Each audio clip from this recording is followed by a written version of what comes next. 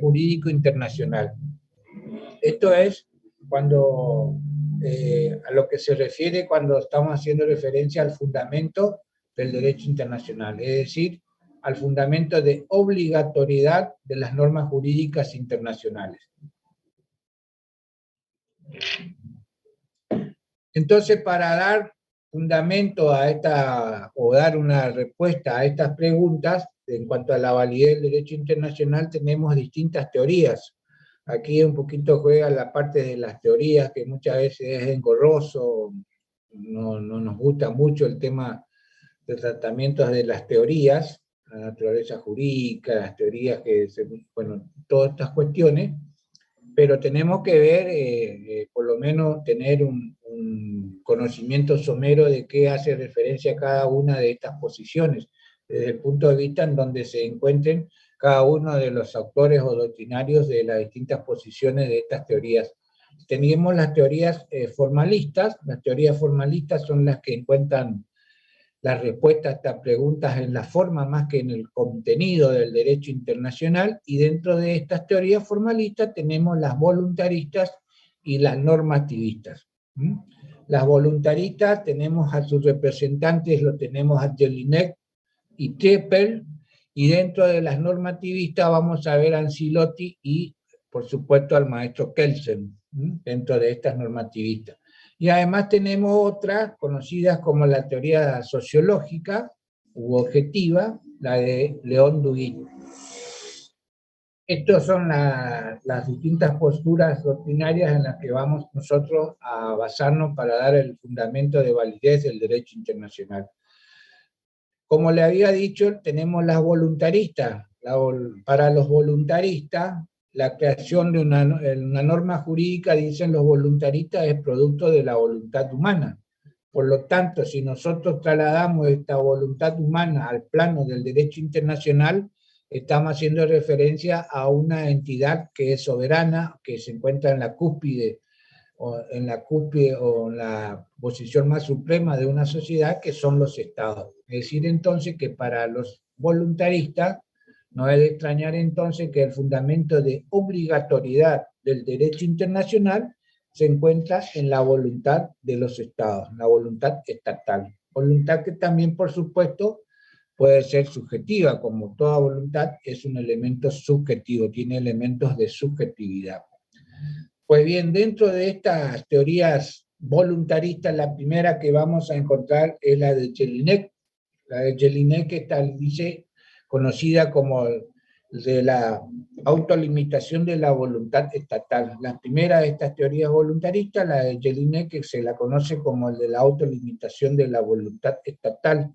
Jelinek, siguiendo un poco a Hegel, establece que, diciendo que los derechos que tienen un Estado con respecto a otros estados, están fundamentados en la voluntad particular y no en la voluntad común, es decir, en la voluntad individual y no en la voluntad común de los estados.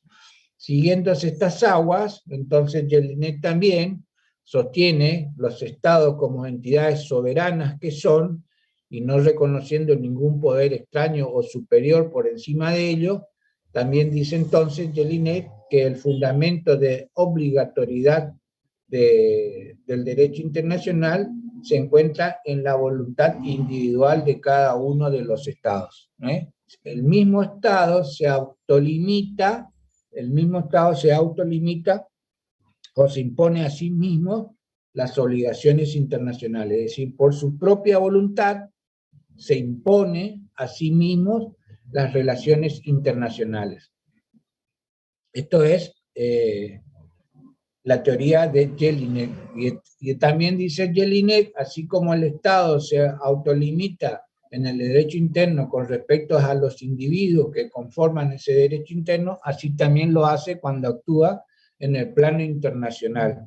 Los Estados no están obligados, dice Jelinek, a tener relaciones entre sí, pero si las sostienen, si llevan adelante relaciones entre ellos, deben respetar los elementos objetivos que conforman esa relación.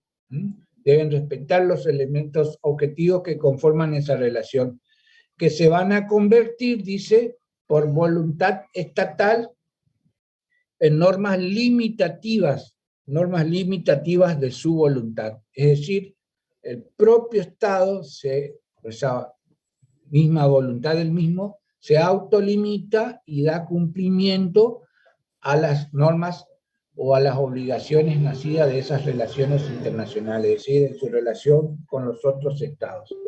De ahí viene entonces la crítica también que le hace Teppel a esta posición, diciendo que quiera o no Jelinek, los estados por el solo hecho de su coexistencia mantienen relaciones entre ellos.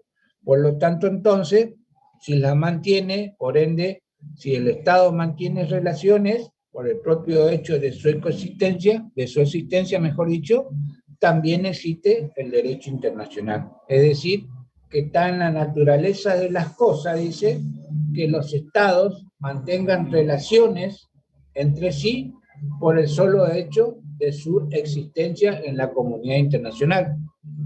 Esta es una de las críticas que se le hace entonces a la teoría, a la posición de Jelinek. Y la otra crítica que se le hace también a esta postura de Jelinek es que si la obligación de un Estado, la obligación o el compromiso de un Estado de asumir una obligación internacional nace a partir exclusivamente de su propia voluntad, dice que también por esta misma propia voluntad puede dejar de lado esa obligación internacional. La voluntad de ayer puede ser suplida por la voluntad de hoy. Entonces, otra de las críticas que se le hace entonces a esta posición de Jelinek. El fundamento de validez del derecho internacional está en la voluntad particular o individual de cada uno de los estados en autolimitarse a cumplir con las obligaciones que ha asumido ese estado.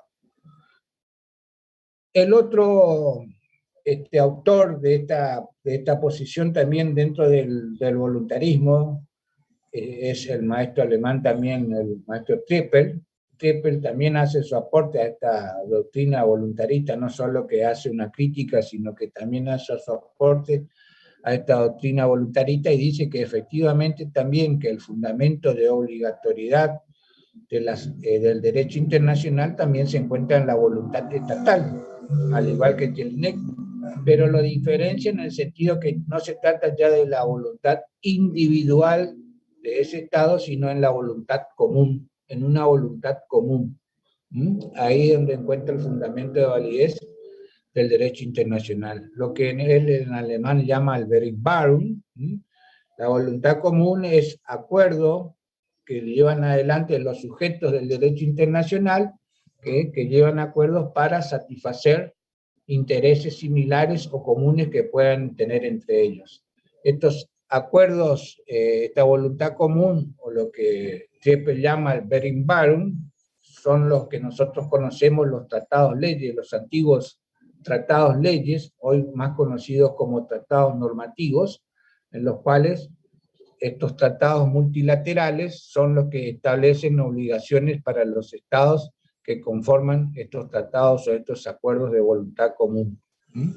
Es ahí donde se refleja en los tratados normativos, en los tratados multilaterales, en donde participa un gran número de estados, porque como ya le dije, ellos se deciden unirse o llegar a acuerdos para satisfacer intereses en comunes o similares que puedan tener para una cuestión determinada. Entonces es ahí donde surgen estos tratados normativos que establecen normas generales de cumplimiento para los Estados miembros que conforman un tratado multilateral. Para Teppel tenemos algunos ejemplos de tratados normativos o antiguamente conocidos como tratados leyes. Tenemos, por ejemplo, las convenciones de Viena de 1815 que regulaba todo lo referente a las comisiones fluviales para la navegación de las aguas internacionales o de los ríos internacionales. Eso como un ejemplo también de esos tratados multilaterales donde se encuentra la voluntad común de varios estados, para dar cumplimiento, por ejemplo, o regular todo lo que tenga que ver con el régimen de la navegación de estos ríos internacionales. En esa Convención de Viena de 1815, las comisiones fluviales. También el Tratado de París, como también da como ejemplo de 1856 sobre el derecho del mar, el Tratado de París, la Convención de Ginebra de 1864 que trata sobre derecho humanitario, la Convención de Berlín de 1885, el Acta de Berlín de 1885, cuando se decidió colonizar los territorios res nullius del continente africano por las potencias de ese momento. Ya habíamos hablado nosotros en ese momento cuando la conferencia de Berlín, que justamente se llevó a cabo esta convocatoria, que era un tratado multilateral también, con la participación de una importante cantidad de estados, que es lo que tenía como objetivo este acuerdo, el Acta de Berlín, o el Acta del Congo, como se lo conoce, era la repartición o la colonización de estos territorios res nullius, sin dueño, del continente africano. Bueno, son ejemplos de tratados o de acuerdos o tratados multilaterales en donde se ve reflejado esta voluntad común a través de normas generales que establecen las obligaciones para los estados que integran estos tratados multilaterales. Entonces, ¿cuál va a ser el aporte que realmente hace Tiepel a la doctrina voluntarista? Entonces dice que principalmente el argumento de Tiepel dice que si una regla de derecho ha sido creada por una voluntad en común, esa misma regla de derecho solo puede ser derogada por esa misma voluntad en común. Es decir, que en esta voluntad en común los estados encuentran una valla a retirarse de esas obligaciones por su propia voluntad o su sola voluntad. Este es el aporte que hace Tiepel a la teoría voluntarista, en el sentido de que si una regla se estableció por voluntad común, los que participan de esa regla son partes, miembros de esa voluntad común, no pueden retirarse de las mismas, sino también por esa propia voluntad en común y no por su voluntad individual de cada uno de ellos. Es ahí donde encuentra esa valla al no cumplimiento de una obligación internacional en este caso. Toda esta cuestión de lo que hace Tiepel es para dar fundamento de validez a los tratados, que son la forma más, en donde se advierte claramente con más claridad la participación de la voluntad estatal a través de los tratados, a través de las palabras, de los escritos. Es ahí entonces donde se manifiesta con más claridad la voluntad estatal. Pero también dice que para la costumbre dice que en cuanto a esta obligatoriedad se puede manifestar de dos maneras, a través de las palabras y los actos. La forma más sencilla, como le acabo de decir, la forma más sencilla y más clara de advertir la voluntad estatal es cuando los estados manifiestan su voluntad a través de la palabra escrita, es decir, a través de tratados internacionales. De esto está haciendo referencia cuando habla de la palabra. Cuando los estados son miembros, partícipes de un tratado normativo, de un tratado multilateral, manifestando esa voluntad a través de lo que está asentado en ese acuerdo o en esa convención. Esto sirve, entonces son los tratados. Y también hay otra manera de manifestarse, es a través, esa obligatoriedad es a través mediante actos concluyentes, dice, por la cual los estados manifiestan o tienden a la voluntad de unirse bajo una norma de derecho, bajo una norma jurídica. Es ahí entonces cuando se crea el derecho consuetudinario.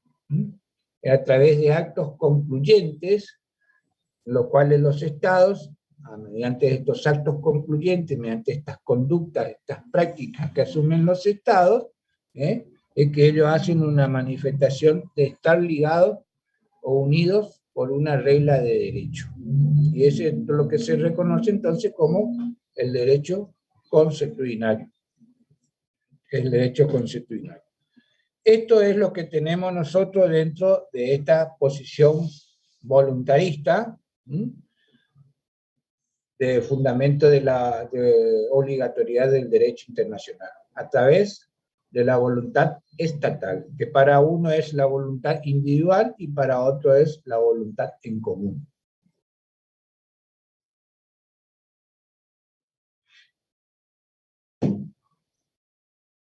Luego tenemos las teorías normativistas. Las teorías normativistas encuentran el fundamento de obligatoriedad, el fundamento del derecho internacional en una lógica de pensamiento jurídico que responde a un razonamiento particular de la lógica jurídica. ¿Cuál es esta lógica jurídica? El de fundamentar la validez de una norma en otra norma superior. Y así sucesivamente hasta llegar a la última que da fundamento a todo el derecho internacional. Que por eso entonces esta última norma se llama norma fundamental. Esta es la manera de pensar o de razonar o el mecanismo lógico que tienen los normativistas. Ya al asentar la validez de una norma en otra norma superior y así sucesivamente, llegar hasta la última, que es la última norma que le va a dar fundamento de validez a todo el derecho internacional y por lo tanto entonces esta norma va a ser conocida como la norma fundamental. Ahora bien, ¿cuál es esta norma fundamental o en dónde encuentran esta norma fundamental, la norma jurídica fundamental del derecho internacional? Para Ancelotti, por ejemplo, para Ancelotti, esta norma jurídica fundamental va a ser el famoso adagio latino del pacta sunt servanda. Los pactos nacieron para ser cumplidos, o los pactos deben ser cumplidos. Esta es la lógica de este adagio, el viejo adagio latino del pacta sunt servanda. Se basa en la fuerza obligatoria, se basa, por ejemplo, en la fuerza obligatoria de las normas internacionales, en el acuerdo que llevan adelante los estados. Acuerdo expreso en el caso de los tratados y acuerdo tácito en el caso de las costumbres. Para Ancelotti, esta norma del pacta sunt servanda, para Ancelotti esta norma del pacta sunt servanda dice que no se encuentra en el ordenamiento jurídico positivo, no es una norma que nosotros lo encontramos en el ordenamiento jurídico, este principio del pacta sunt servanda no lo encontramos en el ordenamiento jurídico positivo, sino que es hipotética, hay que asumirla como hipotética, primaria, como una hipótesis primaria e indemostrable. Así hay que tomarlo, entonces, a este principio del pacta sunt servanda. No lo encontramos en el ordenamiento jurídico internacional, por lo tanto hay que considerarlo como una hipótesis primaria e indemostrable, porque no lo tenemos en el ordenamiento jurídico positivo. Y esas son las diferencias que este principio determina entre un principio, la diferencia que se da en el derecho interno con respecto al derecho internacional. En el derecho interno, este principio del pacta sunt servanda sí se va a basar en otra norma superior que le va a dar validez a esto. Pero dentro del derecho, en el plano del derecho internacional, esta va a ser suprema por sí misma, ya va a ser una norma suprema, la que va a dar distinción a todas las normas del derecho internacional y le va a dar unidad. Este principio del pacta sunt servanda.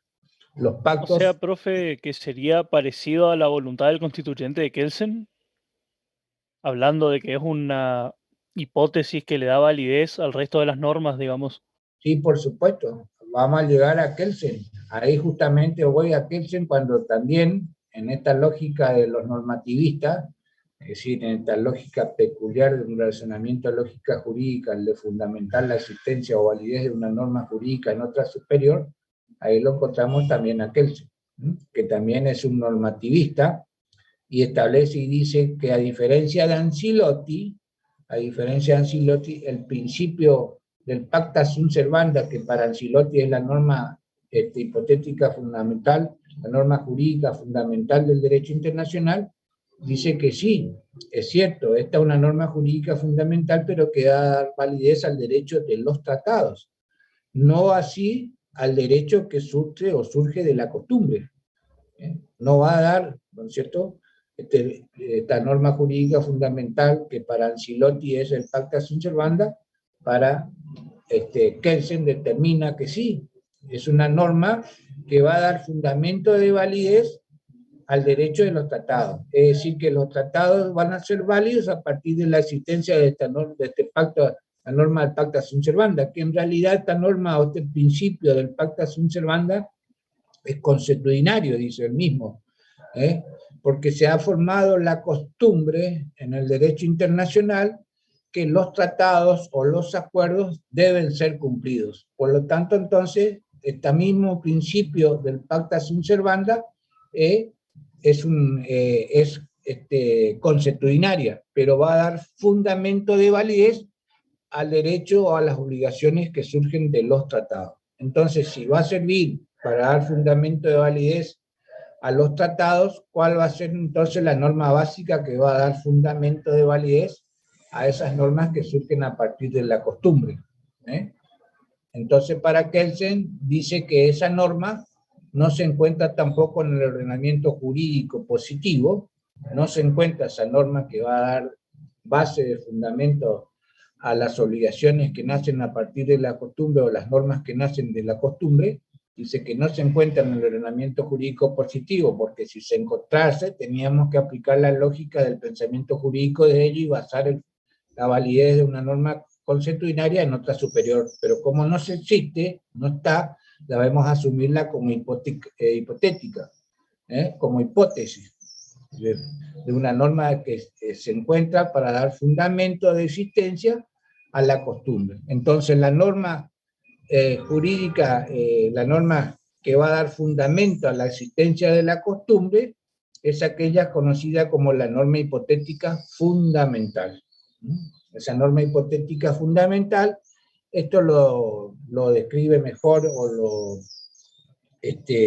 lo elabora mucho mejor Kelsen en el derecho interno.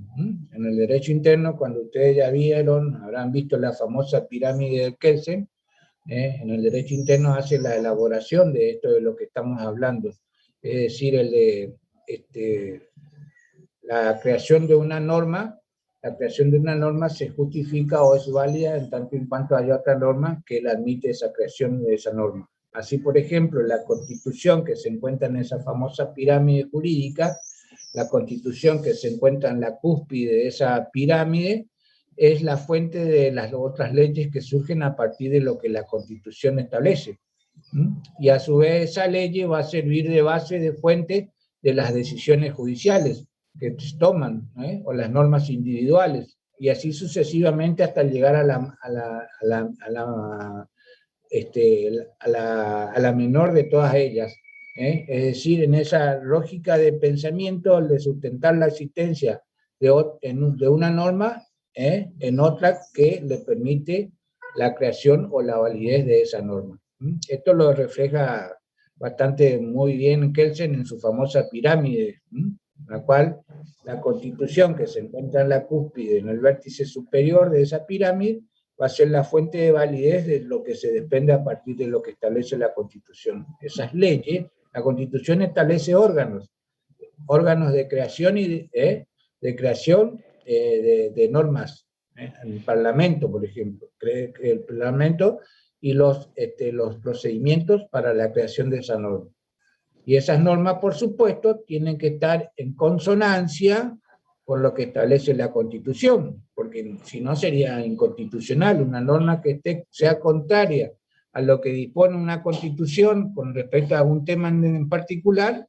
Si es contraria a lo que dispone la Constitución, entonces es inconstitucional. Por eso se dice que tiene que estar esa norma creada a partir de lo que le permite la Constitución en consonancia con lo que ésta receta o lo que ésta admite. Y así entonces, a partir también después, esas mismas normas crean otros órganos, como los jueces que toman decisiones o fallos judiciales. Y así sucesivamente. Entonces, sí. Disculpe, ¿estaría bien decir que la Constitución no sanciona, sino habilita el ordenamiento a actuar? Por supuesto. La Constitución habilita.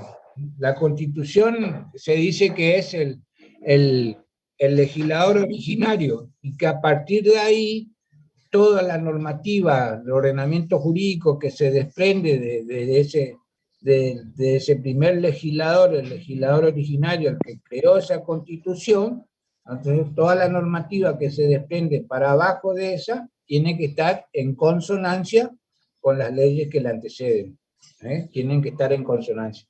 Y por supuesto, fundamentar la creación de esas normas inferiores en otras superiores, y así sucesivamente. La famosa pirámide que ustedes habrán ya visto en Introducción al Derecho, ¿no es cierto? Creo que ya se ven estas cuestiones de la pirámide de Kelsen. Esto en el plano del derecho interno, esto en el plano del derecho interno. Entonces, para Kelsen, en el plano del derecho internacional, siguiendo con lo nuestro, a lo que nosotros nos compete, en el plano del derecho internacional, para Kelsen, la costumbre va a ser un hecho creador del derecho. La costumbre va a ser un hecho creador del derecho. Y por lo tanto, entonces, y eso se va a expresar mediante una norma que es hipotética, hipotética porque no existe en el ordenamiento jurídico positivo, y que además es fundamental, porque va a dar fundamento de validez a todo el derecho internacional, a todas las normas del derecho internacional, y le va a dar unidad. En esa entonces, norma hipotética fundamental. ¿Cuál sería esa norma hipotética fundamental, o decirle esa norma hipotética fundamental del derecho internacional? Para Kelsen dice que sería algo así como que los estados deben seguir comportándose como lo venían haciendo hasta ahora. Esa sería esa norma hipotética fundamental, que como le dije, no se encuentra en el ordenamiento jurídico positivo, sino que hay que asumirla como hipótesis de fundamento de la existencia de la costumbre. Y también, por supuesto, la costumbre es una fuente normativa, es una de las normas que componen el ordenamiento jurídico internacional, conjuntamente con los tratados. Pero entonces ya le dije, para los tratados teníamos sí ese principio del pacta sunt servanda. Ahora, para la costumbre es esta norma hipotética fundamental. Y luego también tenemos la posición sociológica o el objetivismo. Es la posición de León Duguid. Duguid decía que las normas jurídicas son obligatorias porque son impuestas por las necesidades sociales. Son impuestas por las necesidades sociales. Tanto su contenido es necesario como también su obligatoriedad, su carácter obligatorio. Para León Duguid, las normas jurídicas forman parte de una categoría de normas mucho más amplias, que son las normas sociales. Las normas sociales son producto de la creación del hombre que necesariamente vive en sociedad. Entonces, tiene que establecer normas de conducta. Y dentro de esta categoría más amplia de normas encontramos las que establecen una sanción por su incumplimiento, es decir, la coerción impone una sanción y la coerción por su incumplimiento. Son las llamadas normas jurídicas. Estas normas jurídicas son necesarias para la convivencia, para la relación en sociedad que tienen los seres humanos.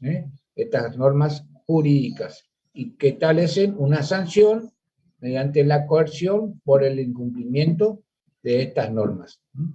Y también dice que establece un valor de justicia, es decir, que deben también ser justas. Deben ser justas estas normas. Bueno, la creación de estas normas jurídicas, es producto de la voluntad humana y no del Estado. Es producto de la voluntad humana y además son objetivas porque tienen alcance de cumplimiento para todos. Y así son las formas o el procedimiento de creación de normas jurídicas dentro de una sociedad determinada.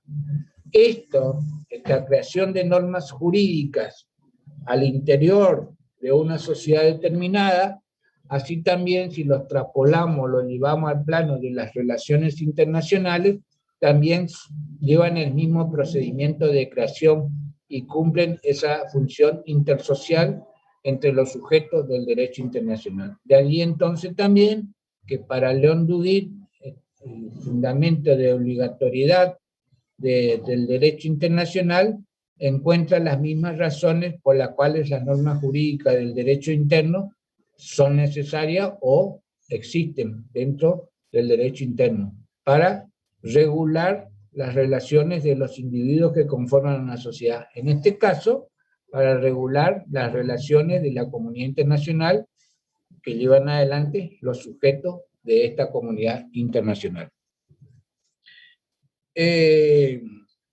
Estas son las tres, digamos, los tres grandes esquemas que ustedes deben tener en cuenta en cuanto al fundamento de validez de nuestra materia. Es decir, no pretendo que me hagan un desarrollo exhaustivo de las cuestiones si en algún momento tengo que preguntarle fundamento de validez, bueno, por lo menos que me tengan en cuenta y me hagan, me discriminen o sepan al decirme cuáles son las teorías que fundamentan el derecho internacional.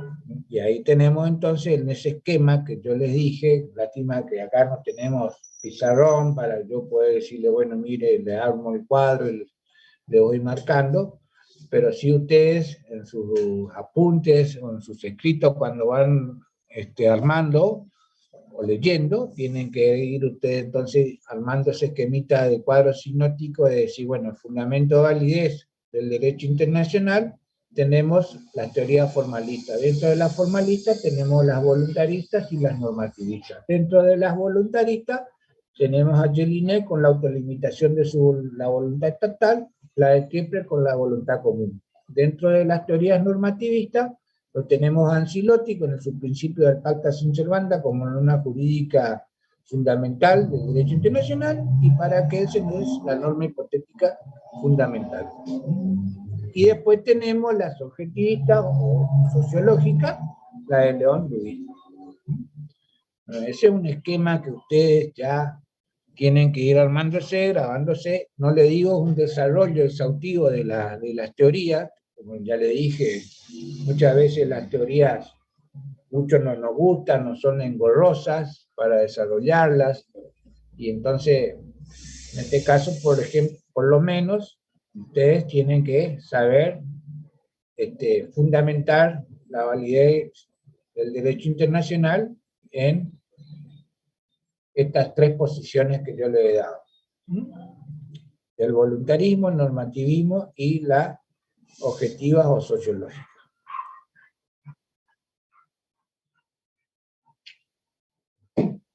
Otro punto que nos queda en nuestro programa, en este capítulo 1,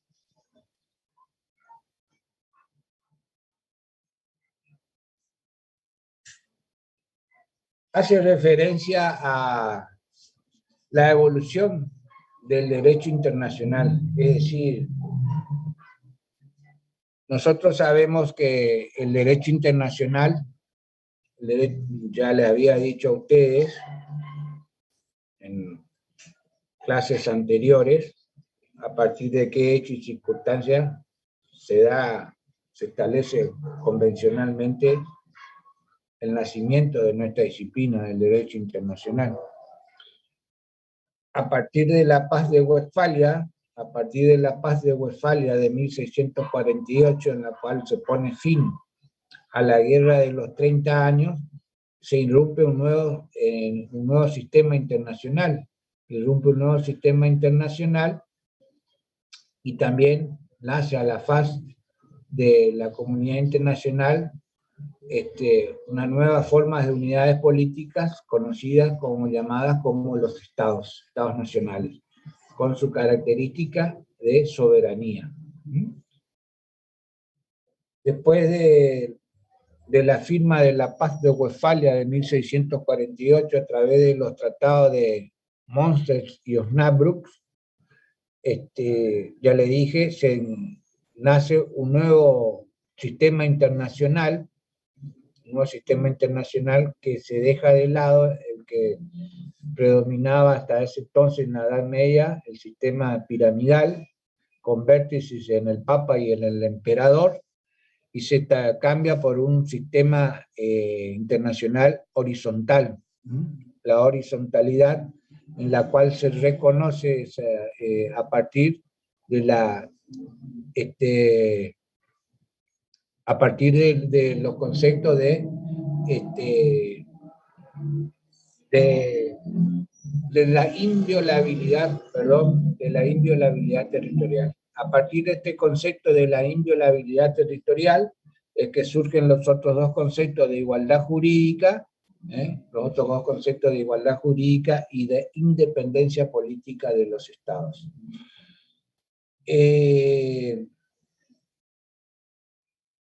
Por supuesto que desde este hecho, desde 1648, hasta nuestro día, el derecho internacional ha evolucionado, ha ido evolucionando, ha ido teniendo su desarrollo, y los jus internacionalistas,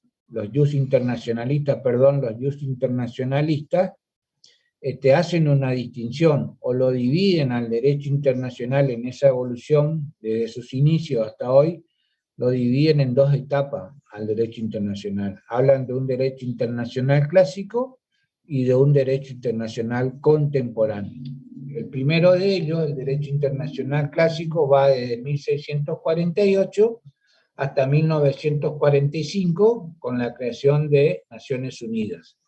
Y el derecho internacional contemporáneo va desde 1945 hasta nuestro día.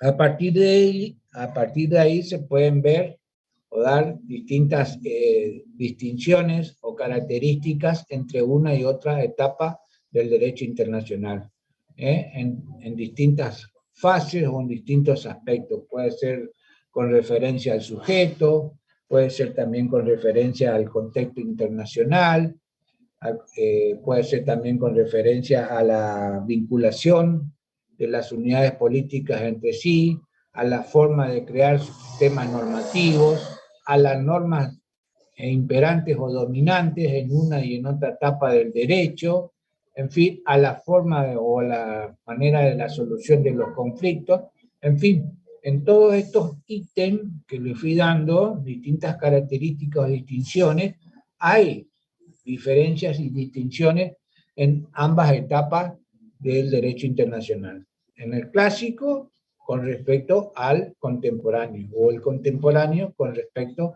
al derecho internacional clásico.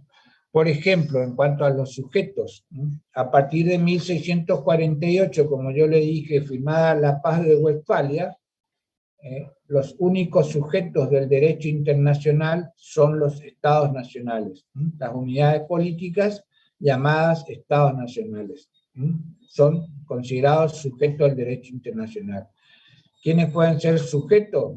Toda persona que tenga ente que se le dote de personalidad para adquirir derechos y contraer obligaciones en una determinada rama del derecho. Bueno, en este caso, esos sujetos con capacidad plena para adquirir derechos y contraer obligaciones en el plano internacional son los estados. En esa etapa del derecho internacional clásico, los únicos sujetos reconocidos como tal por el derecho internacional son los estados. Los estados que, por supuesto, nacen a partir de la Paz de Westfalia con los conceptos de soberanía, de inviolabilidad territorial, igualdad jurídica e independencia política de cada una de estas unidades conocidas como estados. Pues bien, entonces, como primer aproximación en este ítem en cuanto a los sujetos, vamos a encontrar, por ejemplo, en la parte del derecho internacional clásico, los sujetos estados. Ahora bien, con referencia a este mismo punto, en cuanto al derecho internacional contemporáneo, ya vamos a ver que también al lado de estos sujetos estados, ya se da este reconocimiento a otro sujeto que también va a adquirir la calidad de sujeto de derecho internacional, es decir, con personalidad jurídica internacional. ¿Cuál va a ser? Las organizaciones internacionales. Las organizaciones internacionales también van a ser reconocidas como sujeto del derecho internacional, en especial a partir de la creación de Naciones Unidas. A partir de la creación de Naciones Unidas, las organizaciones internacionales son acuerdos de voluntad que llevan adelante los estados, acuerdos de voluntad que llevan adelante los estados y que posee una estructura orgánica permanente. Estas organizaciones internacionales son creadas por tratados, especialmente a partir de la voluntad de los estados, tienen una función establecida por sus estatutos fundacionales y son regidas por el derecho internacional. Las organizaciones internacionales, estas organizaciones internacionales que, como le dije, surgen más precisamente ya a partir de Naciones Unidas, anteriormente estaban también algún tipo de organizaciones internacionales en el último cuarto del siglo XIX, la último cuarto del siglo XIX o la última mitad o la segunda mitad del siglo XIX, a partir de 1850-60 en adelante, ya empezaron a surgir estos tipos de organizaciones internacionales, pero que tenían una función de carácter, si se quiere, de servicios públicos internacionales, las famosas uniones administrativas, conocidas algunas de ellas, como ya le había dicho usted en su momento, la Unión Telegráfica Internacional de 1865, la Unión Postal Universal de 1868, la Unión para la Propiedad, Registro de la Propiedad Industrial de 1974, la 73, la de 1983, por ejemplo, la defensa de la propiedad literaria o artística, la de 1890, la Unión para el Transporte Internacional por Ferrocarril, en fin, un cúmulo ya de distintas organizaciones internacionales, pero organizaciones que cumplían una función, si se quiere, técnica y de servicio. No tenían un carácter u objetivos políticos. Estas primeras organizaciones internacionales no tenían un objetivo político, y entonces, por lo tanto para la doctrina como la práctica de los estados, no eran considerados todavía aún como sujeto de derecho internacional. No eran consideradas estas organizaciones en esa primera etapa. Pero también ya surgen, y después, como le dije, a partir de 1945, surgen o irrumpen en forma abrupta y también acelerada un cúmulo de organizaciones internacionales, que se da, por ejemplo, organizaciones internacionales de cooperación como Naciones Unidas, la OEA, la Unión Africana para la Unidad Africana, organizaciones internacionales de integración como la Unión Europea, el Mercosur, organizaciones internacionales universales, regionales, bilaterales, con fines amplios, con fines específicos, en fin, hay un cúmulo importante de organizaciones internacionales que hoy en día se ven reflejados en la comunidad internacional.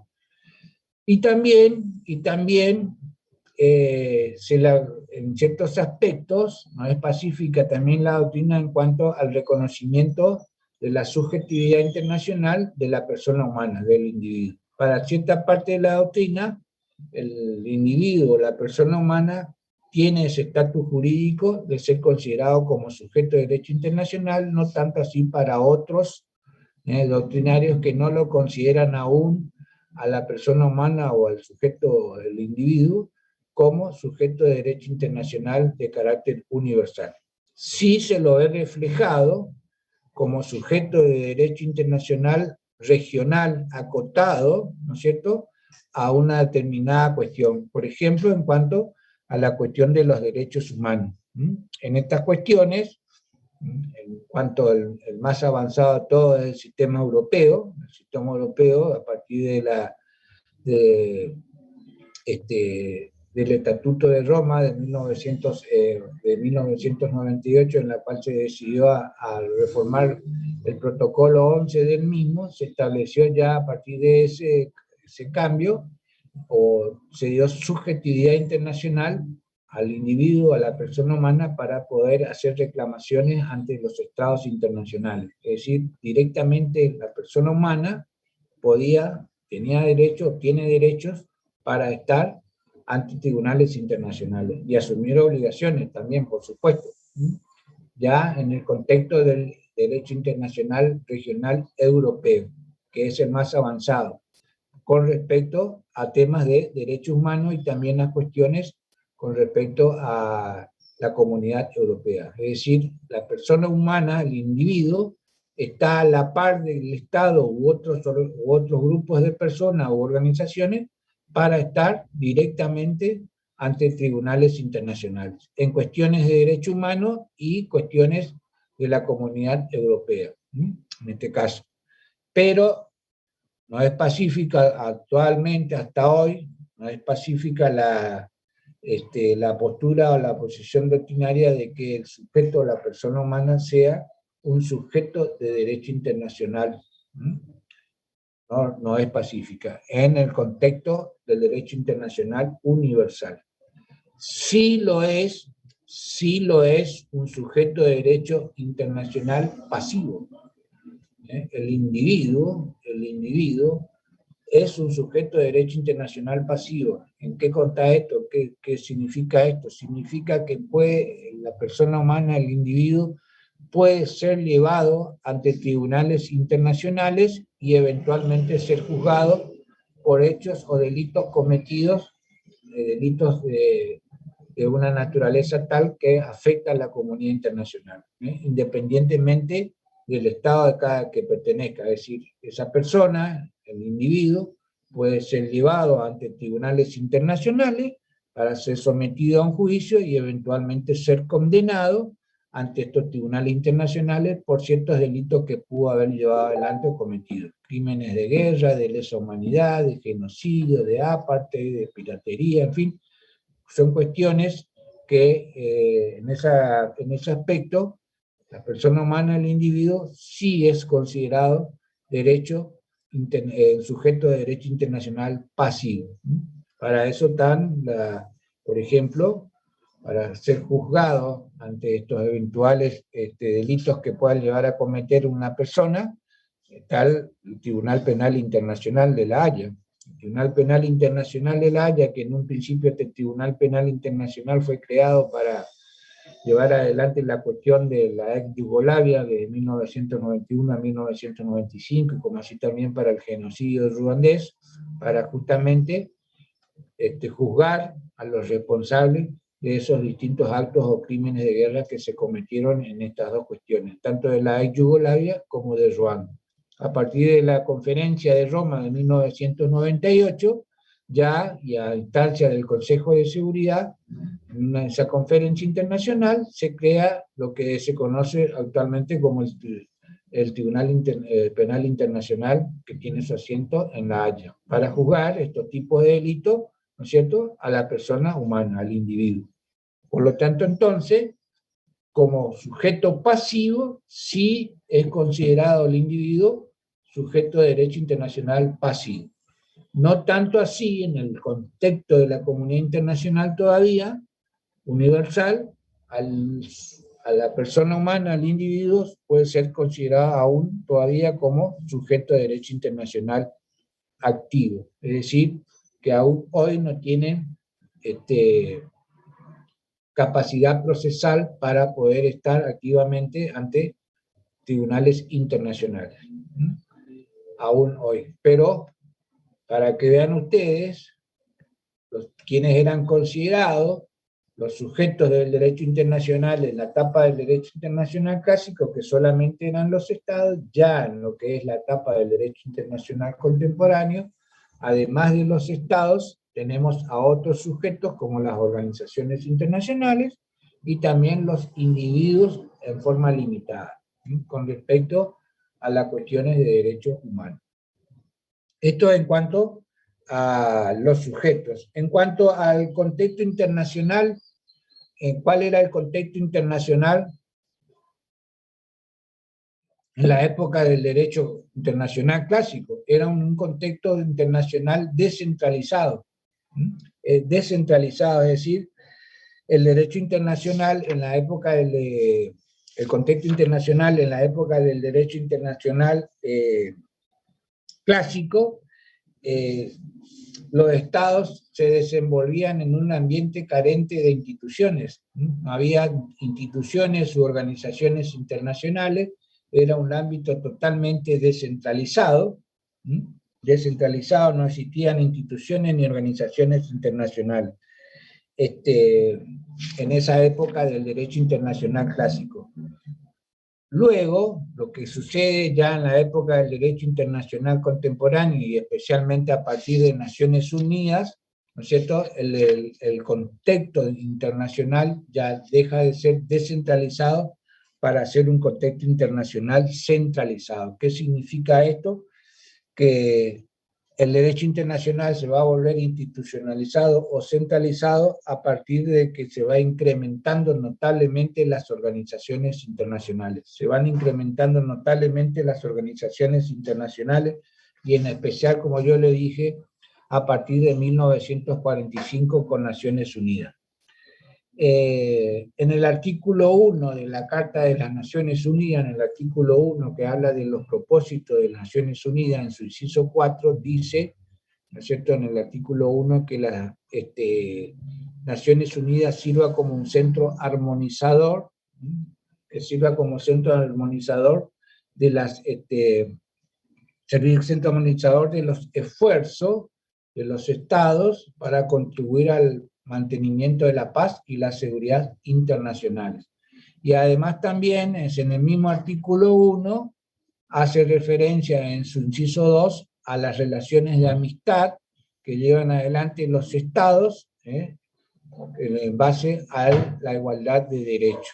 Y en su mismo artículo 1, en el inciso 3, hace referencia a la cooperación internacional. La cooperación en sus distintos aspectos, no solo económica, sino también social, cultural y humanitario. Estos son aspectos entonces de lo que es ese ámbito ya en la faz del derecho, o en la etapa del derecho internacional contemporáneo, cuando hablamos de un contexto internacional centralizado. Además también la Carta de Naciones Unidas, en artículos 52 y 57, autoriza la creación de organizaciones de organismos regionales o también de organismos específicos, organismos especializados. Todo esto también en ese contexto ese contexto internacional de institucionalización. Ahí ya nacen o están en la faz de la comunidad internacional un cúmulo de todas estas instituciones u organizaciones internacionales que abarca todo el espectro de los demás diversos temas, cuestiones de cooperación, cuestiones de relaciones, en fin, de los más variados encontramos ahí ya. Eso en cuanto al contexto internacional en una y otra época, en una u otra etapa de nuestro derecho internacional, clásico o contemporáneo. En cuanto a la vinculación estatal, ¿cuál era la vinculación o la relación entre los estados? En la época del derecho internacional clásico, si se quiere, podemos hablar de una vinculación o relación entre los estados de carácter liberal. ¿Qué significaba esto? ¿Qué significaba Esto significa que las relaciones que llevaban adelante los estados, era eminentemente bilateral y de reciprocidad en una situación de coordinación y solamente para satisfacer intereses de ellos, intereses tanto económicos como sociales de ese pequeño cúmulo de estados. Por eso se dice que era una vinculación o una relación de carácter liberal en esa etapa del derecho internacional. Ya cuando venimos a la etapa del derecho internacional contemporáneo, esa relación ya no va a ser liberal, sino va a ser de carácter social. Va a ser de carácter social esta vinculación que tienen los estados. En este aspecto, entonces, tiene que ver con los nuevos paradigmas que trajo aparejado la Carta de las Naciones Unidas con respecto a los pueblos que conforman un Estado. Entonces ya le dan más importancia al individuo que al Estado o a los Estados en esta etapa del derecho internacional contemporáneo. Hay una mayor preocupación y ocupación por los problemas que aquejan a la humanidad, en especial en cuanto a los problemas de los países en vías de desarrollo, ¿no?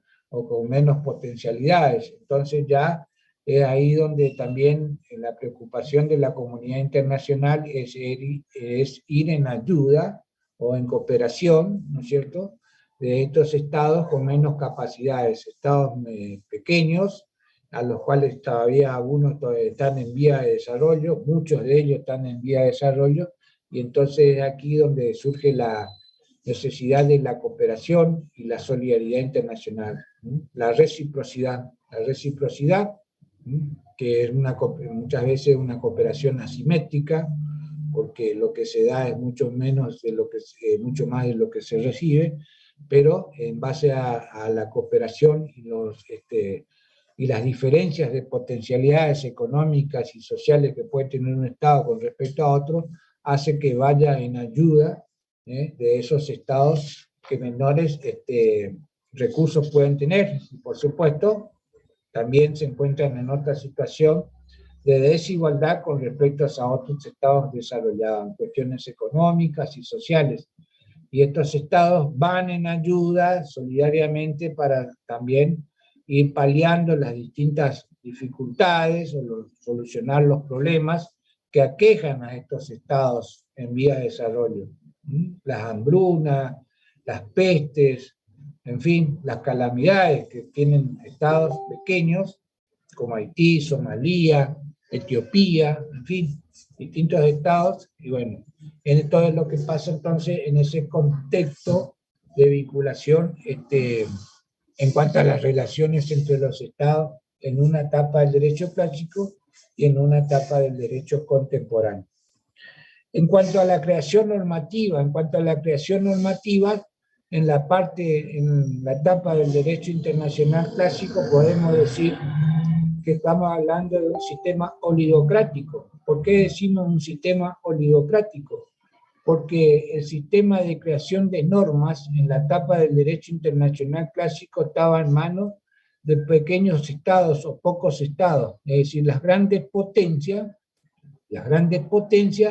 eran los estados los únicos con capacidad para ir llevando adelante la creación de normas internacionales o del derecho internacional. De ahí entonces que se habla de un sistema oligocrático, de la existencia de un pequeño grupo de estados, y que son ellos, a través de sus potencialidades, estados poderosos, que van creando las normas del derecho internacional. Un pequeño grupo de estados. Ya en la etapa del derecho internacional contemporáneo podemos hablar de un sistema democrático en el cual participan el mayor número de estados de la comunidad internacional, y las decisiones que se toman con las decisiones de todos los estados, sean estos grandes, pequeños o medianos. En este caso cuenta lo que se conoce como el adagio de un estado, un voto. Esto se ve reflejado, por ejemplo, en la Asamblea General de Naciones Unidas, en los cuales los distintos estados, todos los estados miembros de Naciones Unidas que conforman la Asamblea General, las decisiones que se toman a partir de la mayoría que establece, según el caso de la normativa o la decisión o la resolución que van a tomar. Hay cuestiones de importancia, como ser, por ejemplo, el presupuesto de Naciones Unidas, las cuestiones sobre el mantenimiento de la paz y seguridad internacional, la cuestión de la admisión de nuevos miembros o la expulsión de algún miembro, son cuestiones de mayor importancia. Entonces las decisiones que se toman por una mayoría agravada, en este caso de 2/3. Hay otras cuestiones más sencillas, más simples, entonces se toman decisiones por mayoría simple. Pero en todo caso, las decisiones de cada uno de los miembros, los estados que componen la Asamblea General, cada uno de sus votos vale 1. sea el Estado que sea. Estados Unidos, el voto de Estados Unidos vale 1, el de Alemania 1, el de Francia 1, de China 1, y al lado de esto puede votar Nicaragua, puede votar El Salvador, puede votar Haití, Paraguay o Namibia, y vale un voto también. Entonces las decisiones en este contexto del derecho internacional contemporáneo, en cuanto a las creaciones normativas, se habla entonces ya de un sistema democrático.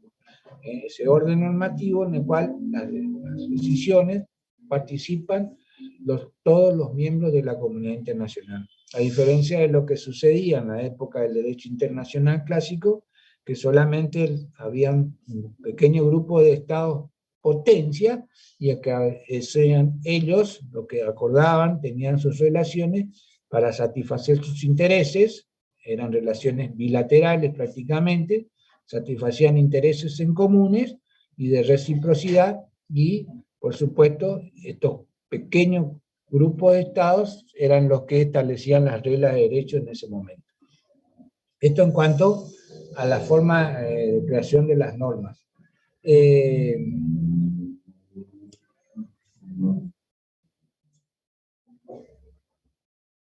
¿Cuál va a ser la fuente normativa? ¿Cuál va a ser la fuente normativa en una y otra etapa de nuestro derecho internacional? Por ejemplo, la fuente normativa más importante en la etapa del derecho internacional clásico era la costumbre. La costumbre, es decir, la práctica que llevaban adelante los estados mediante sus conductas que eran habituales y, por supuesto, durante un cierto prolongado tiempo, establecían normas jurídicas consuetudinarias. Estas prácticas que llevaban adelante los estados más poderosos eran recepcionadas o copiadas por los estados más pequeños, y por supuesto así entonces se establecían el derecho consuetudinario o las costumbres jurídicas internacionales en ese momento de la etapa del derecho internacional clásico. La fuente normativa, digamos entonces, más importante en esa etapa del derecho internacional era la costumbre, o el derecho consuetudinario.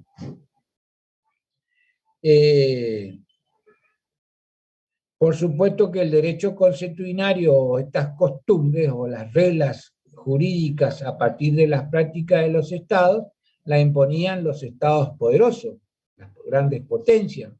Eran ellos los que marcaban a partir de sus prácticas habituales y su conducta la existencia de estas reglas de derecho consuetudinario. Y a partir de ellos se sumaban los otros estados más pequeños, menos potentes, y por supuesto también copiaban la práctica de estos estados más poderosos. Ejemplo de ello, ya en su momento le dije, por ejemplo, el mar territorial.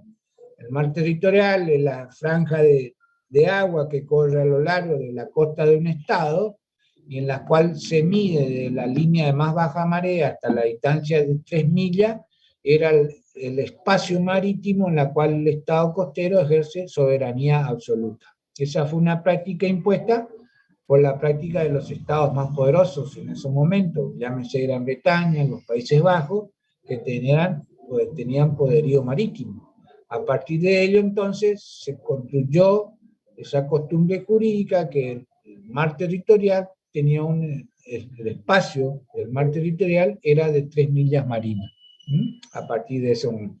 Ya en la etapa del derecho internacional contemporáneo, si bien la costumbre sigue siendo fuente de derecho internacional, pero por su naturaleza que no es escrita, muchas veces entonces se hace un poco imposible o difícil de demostrar la existencia, de la prueba de su existencia. Por lo tanto, entonces, el derecho escrito o las normas escritas se van imponiendo ya en esta etapa del derecho internacional contemporáneo, por su facilidad para demostrar la voluntad de un Estado, como así también le ofrece una seguridad jurídica, la existencia de normas o de reglas escritas. Entonces, a partir también ya del derecho internacional contemporáneo, la normativa más importante pasan a ser los tratados más que la costumbre. Tratados, si se quiere, tratados normativos o tratados multilaterales, son los más frecuentes, los tratados multilaterales en los cuales se suman una gran cantidad de estados, se obligan por normas generales que establece un tratado determinado.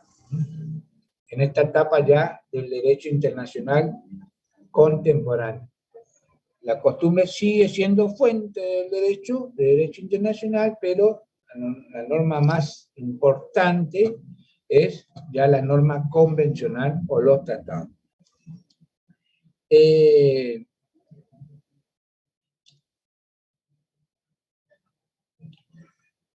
El otro aspecto a tener en cuenta también en estas dos etapas de la historia, de la evolución de la historia del derecho internacional, es en cuanto a la solución de conflictos. La solución de conflictos en la etapa del derecho internacional clásico, la forma de resolver los entuertos entre los estados estaba aceptado, sean estos que empleen medios pacíficos o medios violentos, para solucionar esos entuertos o esas diferencias que tenían los estados en esa época, en esa etapa del derecho internacional clásico. Es decir que el conflicto armado no estaba prohibido jurídicamente. El conflicto armado era un hecho lícito, algo que se receptaba en esa etapa del derecho internacional clásico. Las unidades políticas podían hacer uso de la fuerza, en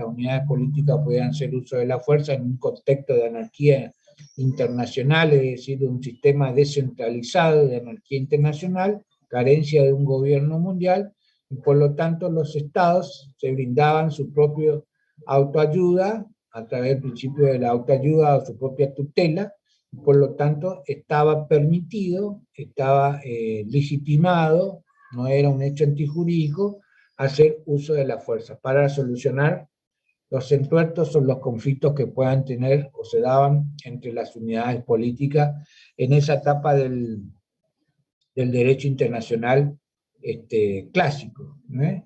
En la primera, si se quiere, se trató de suavizar el uso de la fuerza. El primer, si se quiere, el primer eslabón para llevar adelante la solución de los conflictos entre las unidades políticas en forma amistosa fue la primera conferencia de paz de La Haya de 1899, en lo cual en su artículo 1 se instaba a los estados signatarios a que empleen todos sus esfuerzos en casos de controversias o de entuertos que tengan, en evitar en lo posible hacer uso de la fuerza y tratar de llevar a una solución pacífica de esos entuertos o controversias internacionales que tenían. Este ya fue un primer activo, un primer escalón de emplear para la solución de conflictos medios pacíficos. Para eso también creó un tribunal permanente de arbitraje, esta primera conferencia de paz de La Haya en 1899, que también lo receta la segunda de ellas en 1907. La misma, si bien no establecía una regla que prohibía el uso de la fuerza, ya era una exhortación, ella era una exhortación a los estados a tomar conciencia de lo cruel que puede ser una guerra. Por eso entonces ya hubo un primer paso en la misma. Llegamos así también a la etapa de la época de una vez que termina la Primera Guerra Mundial, y se crea la Sociedad de las Naciones o Liga de las Naciones en 1919, aquí también, en esta etapa de la historia, si bien no estaba prohibido el uso de la fuerza, porque no lo prohibía, ya establecía condiciones para el uso legítimo de la misma. La misma Carta de la Liga de las Naciones, en su artículo 2, establecía, ante una cuestión que pudieran llevar adelante los estados, que pudieran poner en peligro la paz, ¿no es cierto?, tenían que solucionar sus entuertos o sus conflictos poniendo estas cuestiones en manos de un tribunal arbitral o de un tribunal judicial o en manos del Consejo. Y una vez que transcurra 3 meses después de ese fallo arbitral, judicial o del informe del Consejo, transcurrido 3 meses después de esta cuestión, podían hacer uso de la fuerza en forma legítima. Es más, podían hacerlo, uso de la fuerza, si el otro Estado se rehusaba o persistía en su actitud. Pero ya, ¿no es cierto?, ya establecía, si se quiere, ciertas condiciones para hacer uso de la fuerza en ese momento de la historia, ¿no? Hasta 1919 concluía apenas la Primera Guerra Mundial. Y los estados que vayan en contravención de estas disposiciones iban a ser considerados como un acto de guerra y estaban sometidos a todas las, las sanciones que le puedan haber dado todo el otro cúmulo de estados que conformaban la sociedad en ese momento. Ya hablaban de seguridad colectiva. El otro escalón en cuanto a evitar el uso de la fuerza en esta evolución del derecho internacional es el Tratado Kellogg-Briand de 1928, de renuncia a la guerra, es decir, que los estados debían asumir el compromiso de solucionar sus conflictos mediante haciendo uso de la fuerza o llevando adelante una guerra, sino que trataban de solucionar en forma pacífica sus controversias o sus conflictos. Este ya fue un escalón más para llegar ya definitivamente en cuanto a la solución de los conflictos en esta etapa del derecho internacional contemporáneo, ya a partir de 1945, en lo cual ya a partir de Naciones Unidas expresamente determina la prohibición del uso de la fuerza para solucionar los conflictos. Es decir, ya en el artículo 2 de los principios de la Carta de Naciones Unidas, en su inciso 4, hace mención o referencia a esta prohibición o esta proscripción de hacer uso de la fuerza, y no solo uso de la fuerza, sino la amenaza al uso de la fuerza contra la integridad territorial o la independencia política de otro Estado.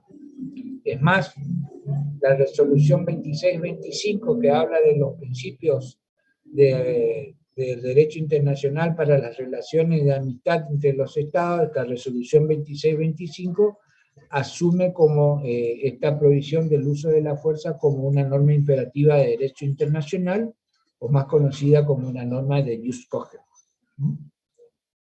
La prohibición del uso de la fuerza. También en un fallo de la Corte Internacional de Justicia, en el caso de Nicaragua, por las acciones militares y paramilitares en Nicaragua y contra Nicaragua contra Estados Unidos en 1986, a partir de su fallo, determina que esta prohibición del uso de la fuerza es una norma imperativa de derecho internacional general, es decir, es una norma de jus cogens. Y como toda norma, tiene sus excepciones. Como toda norma tiene sus excepciones. ¿Cuáles son las dos únicas excepciones que yo ya le había dicho a usted? Pregunta de parcial, pregunta de examen. Ya le había dicho a usted cuáles eran las dos únicas excepciones a esta prohibición del uso de la fuerza. Una de ellas es cuando el Consejo de Seguridad actúa en uso de sus atribuciones o de sus facultades, capítulo 7 y 8 de la Carta, cuando están creando el sistema de seguridad colectiva, es decir, autorizando al uso de la fuerza ante un acto de agresión, por ejemplo. Entonces, esta es una de las excepciones a esta prohibición de hacer uso de la fuerza, mediante el Consejo de Seguridad, actuando en la faz de la seguridad colectiva. Y la otra excepción es el derecho inmanente de legítima defensa, individual o colectiva, que asumen los estados cuando son agredidos. Para repeler la agresión, el ataque o la agresión, entonces responden en forma inmediata y proporcionalmente al ataque recibido y ponen en conocimiento del Consejo de Seguridad tal hecho o tal situación. Una vez que toma parte del Consejo de Seguridad, se termina la legítima defensa, se acaba la legítima defensa. Entonces, son las dos únicas excepciones, ¿no es cierto?, a esta prohibición del uso de la fuerza como forma de solución de conflictos. Y también, concatenado con este principio, el inciso 3 de estos mismos artículo 2, en cuanto establece los principios, el inciso 3 habla de la solución pacífica de las controversias, y establece que los estados tendrán a su alcance los medios que establece el artículo 33 de la misma Carta de las Naciones Unidas, es decir, cuáles son estos medios pacíficos de solución de controversia para evitar el uso de la fuerza. Y ahí hablan de la negociación, la mediación, los buenos oficios, la investigación internacional, la conciliación internacional y los arreglos judiciales como ser el arbitraje o un arreglo judicial. Bueno, son los medios que tienen a disposición los estados en este contexto del artículo 33 de la Carta de Naciones Unidas para la solución de conflictos. Medios pacíficos. Y por eso le digo, inciso 3 de los principios de arreglos pacíficos de la solución de controversia está directamente concatenado o ligado al inciso 4 de la prohibición de hacer uso de la fuerza. Lo que sí están obligados es a no hacer uso de la fuerza, lo que no están obligados es a solucionar sus entuertos o sus conflictos, pero siempre por medios pacíficos. Me van a cortar, es las 18:19 y 1 minuto, hasta aquí llegamos, con esto doy por terminado esta bolilla, doy por terminado esta bolilla, tienen que tener en cuenta las que habíamos hablado de esta bolilla, concepto, objeto, caracteres, sujetos, después el fundamento de validez y las 2 etapas en la evolución del derecho internacional, clásico y contemporáneo en sus distintos ítems. El sujeto, en el contexto internacional, en el sistema normativo, la creación de normas, la vinculación o las relaciones entre las unidades políticas entre sí, y en cuanto también al sistema de solución de conflictos que puedan tener los estados, cómo se dan en uno y cómo se dan en otra etapa. Con esto doy por terminado esta bolilla. Una pregunta, doctor. Sí, antes que terminemos, sí. Sí. ¿Qué artículo dijo sobre la solución pacífica de las controversias de la Carta? Es el artículo